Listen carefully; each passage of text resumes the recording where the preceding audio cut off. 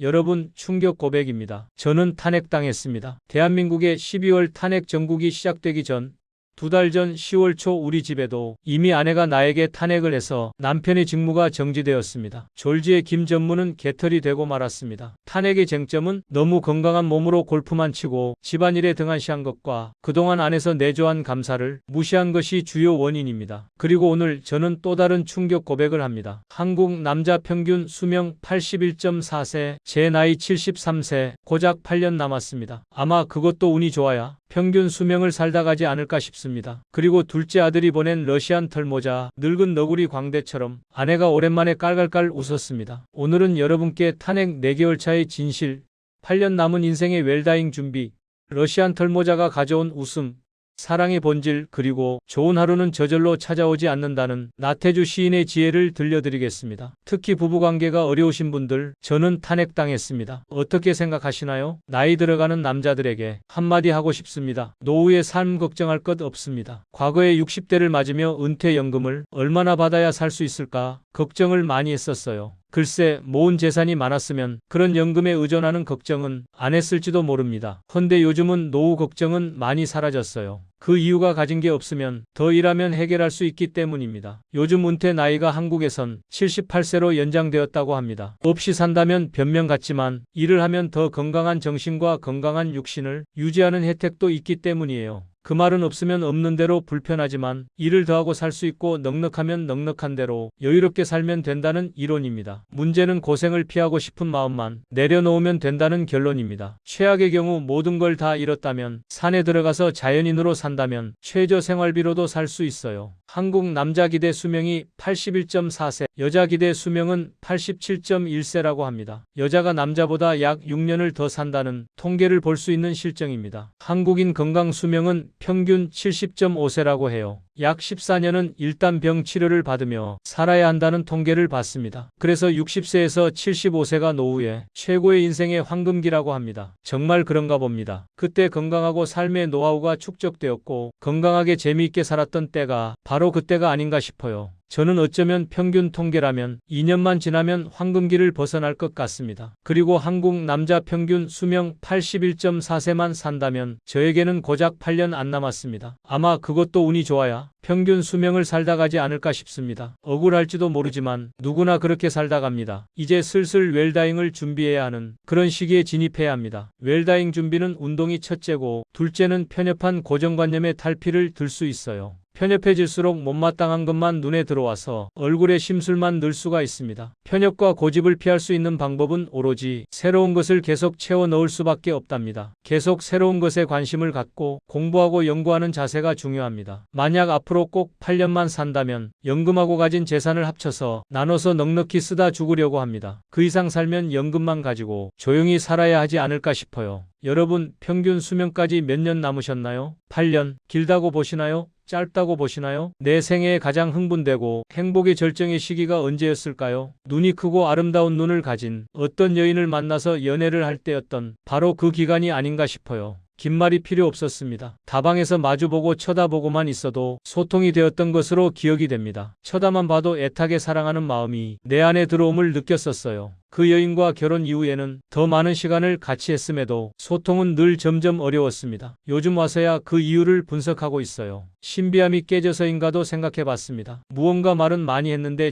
정한 소통이 되지 않음을 느끼곤 했어요. 서로 끊임없는 말을 한다는 것은 다른 말로 상대방의 이야기를 듣지 않는다는 것이다라고 누군가 말했습니다. 둘째 아들은 크면서 어려서부터 내 눈을 그렇게 뚫어지게 응시를 했어요. 그 녀석이 내 눈을 오래 길게 쳐다보면 왠지 심판을 받는 것 같았습니다. 그런 순간이 조금 지나고 나면 아들과 특별한 교감을 느끼게 되곤 했어요. 아들과 저는 그 자세가 어색해서 두 손으로 서로의 귀를 잡고 쳐다보곤 했습니다. 우리는 눈으로 학교 생활은 잘하고 있냐? 뭐 부족한 것은 없냐?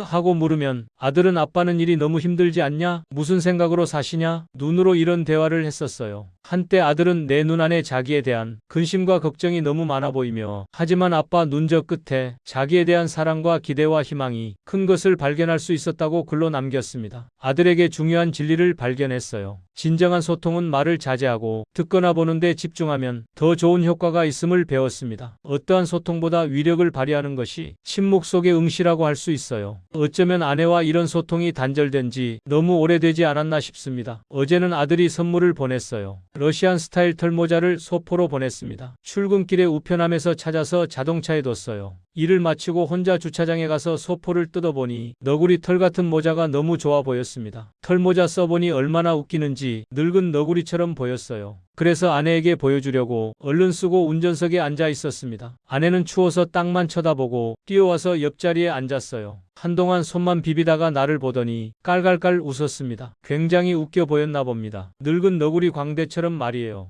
아내는 한동안 웃더니 아들에게 사진을 찍어서 보내자고 했습니다. 우스꽝스런 사진을 보내니 아빠 너무 웃기고 잘 어울린다며 하하 웃었어요. 오랜만에 아내가 나를 보고 웃는 모습이 너무 좋았습니다. 사실 저는 웃기는 소질이 많은 사람인데 언제부터 웃음을 잃고 살았어요. 이승에서 인간이 얻는 최고의 행복은 사람들과의 융합과 일체라고 합니다. 아무리 내가 잘 살고 잘 먹고 그러면 무슨 소용이 있겠습니까? 그런 행복은 오래 지속되지 못해요. 그렇습니다. 그 행복이 지속되자면 타인과 공감해야 합니다. 진정한 공감은 반드시 퍼져나갑니다. 대한민국의 12월 탄핵 정국이 시작되기 전 2달 전 10월 초 우리 집에도 이미 아내가 나에게 탄핵을 해서 남편의 직무가 정지가 되었습니다. 졸지의 김 전무는 개털이 되고 말았습니다. 아내는 나보다 젊고 수입이 나보다 많고 능력도 더 커서 실상 가정의 실세가 아내가 되어 있었습니다. 탄핵의 쟁점은 너무 건강한 몸으로 골프만 치고 집안일에 등한시한 것과 그동안 안에서 내조한 감사를 무시한 것이 주요 원인입니다. 김 전무의 장기 집권 시대가 물 건너가고 있는 듯합니다. 한동안 조용하고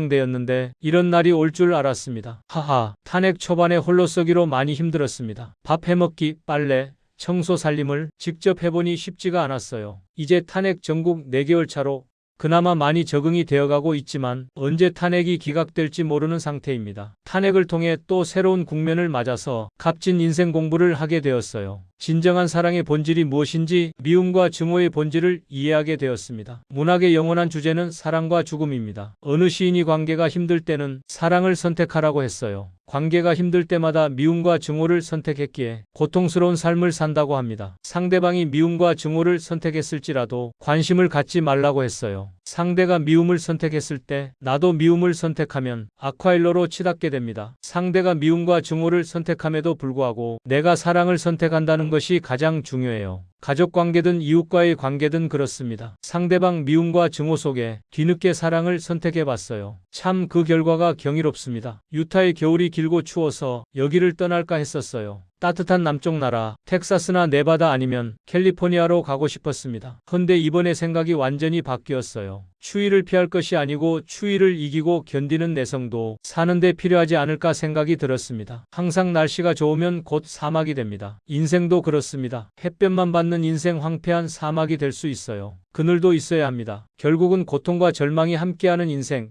고통은 생명과 같다고 합니다. 고통이 없는 세상은 없어요. 죽으면 고통이 정지합니다. 모든 인간관계에서 불행은 가족관계에서 시작된다고 해요. 저는 어쩌면 이번 탄핵을 통해 사랑의 본질을 깊게 이해하게 되었습니다. 여러분, 관계가 힘들 때 사랑을 선택하셨나요? 탄핵을 당해보신 적이 있으신가요? 나이가 들어도 늘 소년 같은 감성으로 시를 쓰는 나태주 시인을 좋아하는 편입니다. 그 시인은 어느 기자와 인터뷰에서 요즘 근황을 물으니 시인께서 요즘 머리가 복잡하고 우울하게 시간을 보낸다고 합니다. 지구촌 먼 나라 소식부터 가까이에 있는 국내 옆 마을 소식, 몰라도 될 소식을 다 듣고 보게 되면서 머리가 복잡해진답니다. 그러다 보니 편안한 마음으로 쓰던 시도 못 쓰게 되고 우울하게 지내시나 봅니다. 공감이 가는 이야기예요. 저 역시 위기 속에 있는 고국 소식을 걱정스런 마음으로 유튜브를 보며 하루하루를 보내고 있어요. 11월까지만 해도 평화로웠던 고국이 연일 나라가 어지럽고 위기 속에서 하루하루가 가는 듯합니다. 거기다 미국에선 LA에서는 강풍을 동반한 산불 화재로 있을 수 없는 재해로 많은 사람이 집을 잃었어요. 15만 명이란 주민이 대피하고 요양원에 치료받던 연약한 노인 환자들을 휠체어로 강풍 속에서 옮기는 모습을 보며 참 많이 안타까웠습니다. 한쪽에서 폭설로 고생하고 있고 한치 앞을 알 수 없는 내일이 왠지 불안합니다. 글쎄, 남의 집 불구경 같지만 그런 일이 나에게 일어나지 말라는 법은 없지 않을까 싶어서 불안해요. 노인의 3대 재앙이 돈, 건강, 외로움이라고 합니다. 이 세 가지를 다 극복하고 살 수 있다면 잘 살고 있다고 봅니다. 나의 취약 부분이 외로움입니다. 어쩌면 그 외로움을 달래려고 밤낮으로 글을 읽고 쓰는 것 같아요. 남들이 가진 것을 부러워하기 시작하면 자기 손안의 것의 소중함을 잊게 됩니다. 주위를 둘러보면 삶을 영위하는데 필요한 것은 충분히 넘칩니다. 자, 이럴 때 건강을 유지해야 합니다. 오늘부터 한 달 동안 동계 훈련이나 하려고 해요. 드라이브 레인지에서 2시간 동안은 기초 운동을 하며 볼을 치려고 합니다. 그동안 쉬면서 춥다고 집에만 웅크리고 있었는지 근육이 많이 풀린 듯합니다. 누군가 그랬습니다. 좋은 하루는 저절로 찾아오지 않는다고 했어요. 오늘부터 다시 길을 나서야겠습니다. 여러분, 노인의 3대 재앙 중 어떤 게 가장 무서우신가요? LA 산불 보시면서 어떤 생각이 드셨나요? 이제 슬슬 웰다잉을 준비해야 하는 시기에 진입해야 합니다. 웰다잉 준비는 운동이 첫째고, 둘째는 편협한 고정관념의 탈피를 들 수 있어요. 편협해질수록 못마땅한 것만 눈에 들어와서 얼굴에 심술만 늘 수가 있습니다. 편협과 고집을 피할 수 있는 방법은 오로지 새로운 것을 계속 채워 넣을 수밖에 없답니다. 계속 새로운 것에 관심을 갖고 공부하고 연구하는 자세가 중요해요. 만약 앞으로 꼭 8년만 산다면 연금하고 가진 재산을 합쳐서 나눠서 넉넉히 쓰다 죽으려고 합니다. 그 이상 살면 연금만 가지고 조용히 살아야 하지 않을까 싶습니다. 여러분, 오늘 제 이야기 어떠셨습니까? 탄핵 4개월 차의 진실부터 시작해서 8년 남은 인생,